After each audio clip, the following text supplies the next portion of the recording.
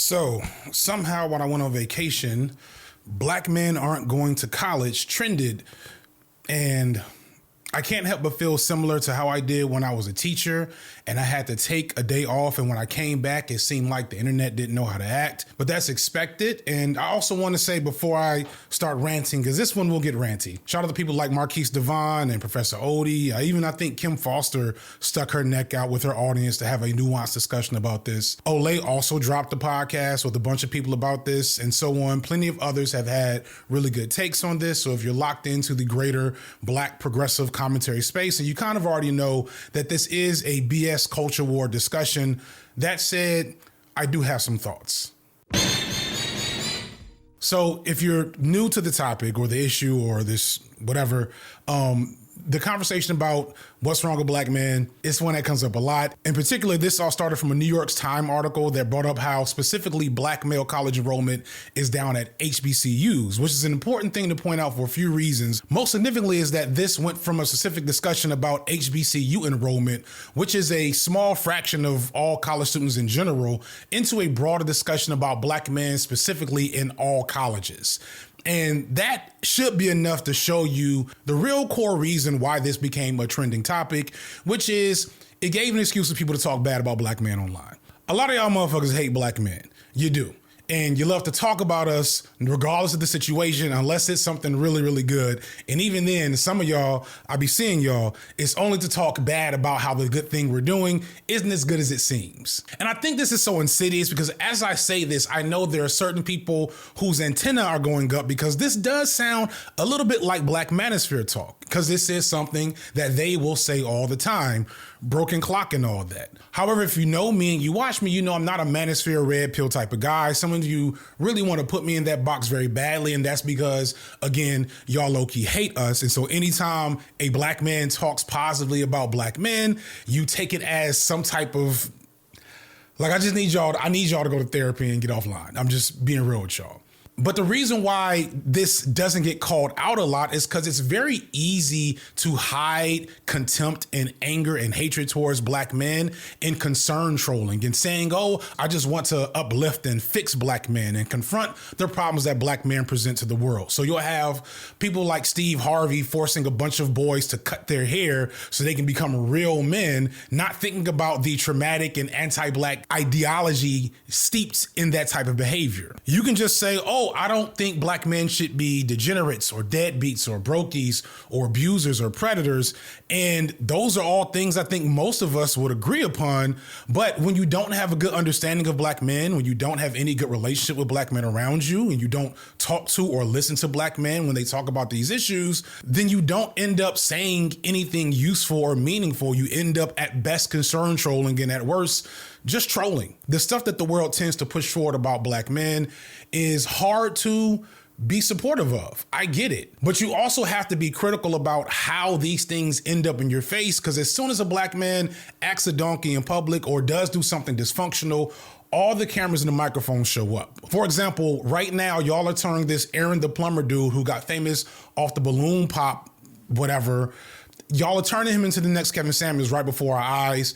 And it's like nothing we can do to stop it. And I want to be clear, this is me shooting at everyone, other black men, black women, white people, LGBTQ people. So many people online constantly fall for this same trick. 6 months ago, some of y'all were convinced that black men were going to vote for Donald Trump, despite the fact that I and others have been telling y'all this was a myth for like 5 years at that point. Some of y'all are convinced that black men actually prefer white women because you keep seeing it on TV, not thinking about who controls TV. And even as people present you all with data, you want to reject the data. It's like you don't want to face the truth. And on this particular topic, we've known forever about the way that the deck is stacked against black men and boys as soon as they walk through the door. And it took that one clip of all the teachers staring at the black boy waiting for him to misbehave to go viral for some people to take it seriously that this was a thing. There are so many studies at this point talking about everything from fatherhood to sexual gratification to show that the world stays lying about black men. Yet, as soon as one of those same lies props back up, folks are quick to believe it. And here we are talking about black men not going to college when, if you know anything about this issue, this is true for all men right now. All men. And that's indicative of a much bigger issue and more complex problem. But the easiest to believe and the most familiar answer to this type of question is, well, something must be uniquely wrong with black men in particular. There must be something specific about black men and black men only to explain this problem. Nobody is saying that about white men. No one is saying, I wonder what it is about white men that's caused them not to go to college. Maybe it's the hip hop or jelly roll or whatever. That never happens. Like another big trending topic that's been all over the internet for years now is the loneliness epidemic and the suicide rate for men, specifically white men. And understand, the suicide rate for all men has went up in the last 20 years, but nobody's saying that this is specifically a thing that white men are experiencing, even though the rate for white men's suicide is the main one driving that increase for all men. Do we never talk about white people the same way we talk about black people? Yes, this is going to come up later in the Nebula read. But as soon as some think piece drops that tries to uniquely isolate black men as some specific example of a problem, some of you nod and say, yeah, niggas do be dropping out of school. Which is not true, by the way. Like, in the last couple of years, the graduation rate for high school boys has actually risen. Did y'all know that? Of course you didn't. Y'all never know that shit. Well, I ain't gonna front. I didn't know that either. But I expected the shit because I know better. It's a well understood thing that anything bad or negative happening in the greater population of Americans is going to be worse with black people, black men and women and gay people, trans, etc. If you're black, that is a net negative on any situation that might be happening with everyone else. That's just how racism works. So all men and boys are feeling the effects of late capitalism and social isolation and a massive shift in cultural and gender dynamics that has thrown them off. Many of these men and boys feel isolated by the current educational environment and how social structures have changed what an education is actually worth. And that is much bigger than issues of racial identity. I got to pull out some bell hooks again, which I got to just say, I think some of y'all read like All About Love and didn't read shit else. Like Bell Hooks has written so much on men and masculinity, and I really like get in there. Like Bell Hooks shouldn't be the final voice on understanding man or black man and patriarchy, etc. But I know like she's a very good entry point. Can y'all please enter? More than any group of men in this nation, black males have realistically understood wage slavery. They have been far less likely than other groups of men to believe that employment will lead to self-esteem and self-respect. Black men are not counted among those groups of male workers Susan Faldy called attention to in Stiff, The Betrayal of the American Man, when she describes men coming to terms in the 80s and 90s for the first time with the fact that patriarchal masculinity was not being affirmed in the arena of work. Faldy laments that there was something almost absurd about these men struggling week after week to recognize themselves as dominators when they were so clearly dominated. These men, almost all white that Faldy describes, are experiencing the same disillusionment with the myth of work as access to patriarchal manhood that most black men have lived with from slavery to the present day. Faldy concludes her massive study by suggesting that disenfranchised male workers, again, she focuses almost exclusively on white male workers, may be forced by circumstance to venture from the conventional route in order to find a better way forward to a meaningful manhood. Had she seriously focused on black males as workers, Faldy would have found examples of unemployed men, of workers paid low wages for a lifetime of labor who have done just that, created meaningful alternatives. This is getting at the core issue here, which is capitalism and how it conflicts with the perceived value of college for all men. The American myth tells you that if you work hard and you have talent, that's all you need. But as we now have a bunch of literal billionaires running our country, it's becoming more and more obvious that the real key to success and a good life is to be born rich and white. And black men are very unlikely to be born rich and even less likely to be born white. So for generations, black men have looked at alternative ways to access money and success and affirm their manhood. Or as one of the greatest philosophers on black masculinity once said, you either sling the crack rock or you got a wicked jump shot. Now, I don't want it to be confused that black excellence types for men don't exist. If there's one thing that's understudied, in my opinion, it's the challenges of the black prodigal sons among us. Like, I'm sure if you think about it, you know that one black boy that was in your high school or in your cohort or in your college maybe that everyone was sure was going to make it. And so they often got a ton of resources thrown behind them and a ton of opportunity to try to be successful. And 7 out of 10 times that one black boy does. But those other 3 of the 10, they usually have like a mental breakdown or turn into a malignant narcissist or end up getting murdered or something. But you often get confused because when we see these images of like mentoring programs for black boys, and you see that there's so much resources being thrown behind this select group of black boys, you make it seem like that's the entirety of how black boys are treated. But that's almost always isolated to help a specific type of boy who has everything he needs to be successful early on. He's scouted from jump to be that guy. It's one of the more insidious forms of patriarchy that makes it happen, as black people as a whole like want to see black men thrive. That is not something I don't think is real, but that desire to see black men thrive is reserved for a certain type of black men, and the rest of them are YNs that need to hit the trap or the track.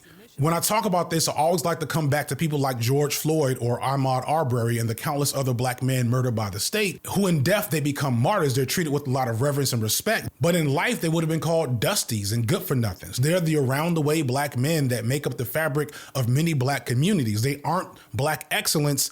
They're just black. And without the natural talent and the mixed community backing, they don't see going to college as the same type of opportunity that it might be for me or hopefully my sons in the future. So to them, why not reject student loan debt in a hostile educational environment and take a shot at music or the streets? I'm glossing over a ton of things here. There's other details of this I'm sure I've gotten at in other videos. But what I want you all to understand is that if more boys are graduating high school, we have to recognize that they're simply just looking at college, at student loan debt, at wage slavery, and at a hostile work and educational environment as a bad decision. They'd rather take the long shot at alternative venues for success, which, by the way, are highly marketed to them in our media. And they just say, hey, if I don't make it as a rapper, if I don't make it as a trapper, if I don't make it as a basketball player, then, you know, maybe I'll make it at AutoZone. That's another thing. Like, the way this is presented, or at least the way people talk about it, they talk about it as if a black man doesn't go to college, he's automatically going to end up dead or in jail.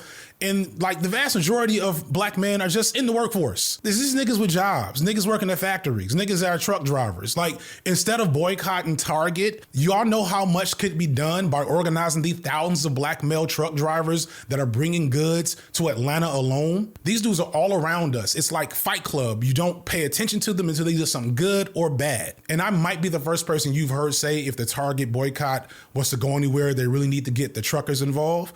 But I only got that because I was talking to my homie John Lewis on my side podcast. And John Lewis, in between making content for YouTube, drives a truck. And that brings me to the last thing I really want to emphasize the most out of this story. The real reason why this type of topic goes off in social media is, again, because it gives everyone a free pass to talk about black men without actually talking to black men. Here's a podcast on why black men don't go to college, brought to you by 2 white women and a bunch of other niggas that went to college and got advanced degrees, right? Not anybody in the actual population that you're talking about. And let's be real, if that was the case, a lot of people who are watching this video or would make a type of video like this wouldn't even be able to have a meaningful conversation with some of these brothers if they tried. Because y'all don't even speak the same language a lot of times. And that's like really low key the goal for a lot of us black excellences. The goal of black excellence is to separate yourself from these other Negroes. This is a historic problem in the black community that I've talked about in other videos, but then we wonder why these black men don't want to be in our spaces, in our colleges, when they directly feel that we don't like or respect or appreciate them being there. It becomes this frustrating cycle as we make think pieces on why the thing we're actively participating in is happening. With that in mind, shout out to people like my boy John or the Potty Mouth crew with Dom and 4, or to a lesser extent, Lil Bill, a former, child of the hood that did actually make it to college. And I guarantee you, they've probably made content about this topic before. Have y'all watched these videos? All right. All snark aside, I'm grateful that it's not just me saying this. There has been a lot of pushback about this, and I want to acknowledge that and say thank you to other people who are finally coming across to this reality about black men. But it's obviously we still have a lot more work to do to make it so these things just don't trend the way they do whenever they come up again. As I alluded to earlier, I am practicing what I preach when it comes to trying to discuss the problems of a given population by actually having a conversation with that population. And that's why I created my new short film, Talking to White People. Talking to White People is a short by my standards documentary, but it packs a punch as I talk to some significant white creators across the YouTube landscape with a variety of ideological and political dispositions, but who all have in common the fact that they're technically white. But what does that even mean? This started out as a bigger project that I actually shrunk into a larger project because the goal here is to take this short film, put it on Nebula, and then use it as a proof of concept for a bigger project down the line. And that's because Nebula has graduated from being just the independent streaming service created by YouTubers to be a home away from YouTube to being an independent film studio all on its own. If you know anything about Nebula, then you know that we've had some of the most talented and forward-thinking creators around. And because we have so much talent on our roster, we have been expanding to say, what if we give this talent the resources to go bigger and better than what they thought possible? And through that, we now have full-fledged documentary series like Tom Nicholas's documentary Boomers, or the upcoming anthology series Subliminal, which is featuring episodes written and directed by numerous Nebula creators. And along with this, you still have exclusive content by me, Foreign Man in a Foreign Land, Jacob Geller, Legal Eagle, and so many more. And it's not just videos. We also have a huge list of podcasts, including the experimental narrative journey Faithless. Nebula is independent. We're not owned by Google or any other big tech company. We don't have some huge list of corporate investors. Everything we make is produced in-house and funded directly through support from viewers. And this is why you're seeing this ad read, because we need you to help us continue to make this vision come to life. So help us on this evolution. You'll be supporting the growth of Nebula, not just my channel, but of creators like me to continue to go beyond the limitations of YouTube and modern media as a whole. Thank you so much for watching. I'm FD Signifier, and this has been Light Work.